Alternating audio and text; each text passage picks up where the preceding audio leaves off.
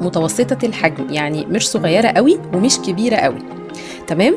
اول حاجه انا بوريكم هنا الرنجه بتاعتي ماسكه نفسها، يعني وانا بشتريها كده اضغط عليها ما الاقيش اللحم بتاع الرنجه بيدخل معايا كده لجوه، تحسوا كده ان اللحم مهري او يعني الرنجيه بتاعتي مش ماسكه نفسها. تمام.